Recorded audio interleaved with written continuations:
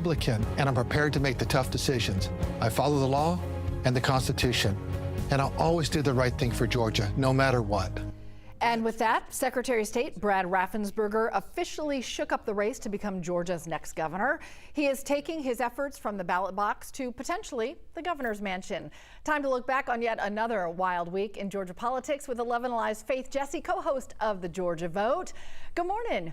Hey, good morning, Cheryl. How are you? We are doing well. I mean, it always makes your head spin any couple of days in politics, and we've got a lot to talk about. We're not even a year out from the midterms, and we're getting these blockbuster moves. How much did Raffensperger's entry into the race really shake things up? You know, it's so funny, too, because we always say that there's never a slow day in Georgia politics, especially here. I mean, this week, two big moves. But first, let's talk about Raffensperger.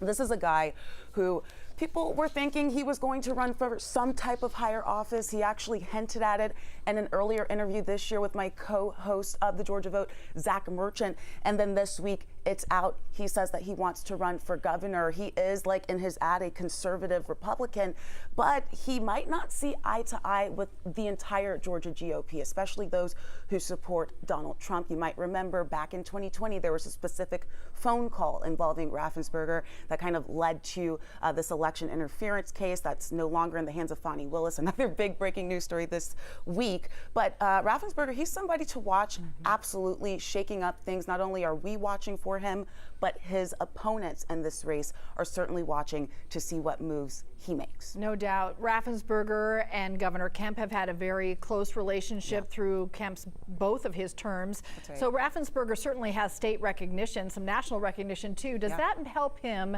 become an immediate front runner in the case? I wouldn't say that there's any immediate front runners right now, especially because one of the people that he's going for, that is Lieutenant Governor, highly coveted endorsement of President Donald Trump, which so many people wanted, right? But Lieutenant Governor Burt Jones, he has been a Trump loyalist from the very beginning. Raffensperger knew that he was not going to get that endorsement, mostly because of what we saw in 2020. But I wouldn't say that there's any clear front runner right now. A lot of people would say, of course, it's Burt Jones, but when you get to that primary next spring, a lot could change, and that appetite for whatever President Trump is doing right now, that might not resonate with a lot of Republicans. So you could potentially see some of those votes go with a candidate that's not as closely aligned to Donald Trump. No doubt, and it's a crowded field, so it'll be interesting to see how the votes land when they're all divided up in so many different categories.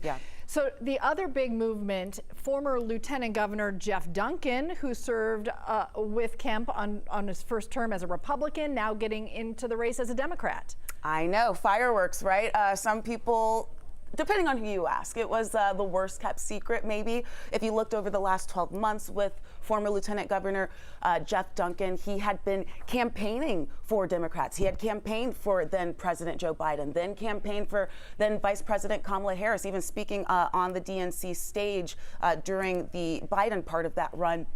And just this year, he came out as a Democrat. What he's going to face, though, already from his Democratic opponents, he has had these very conservative values for so many years that he's now going to have to dial back.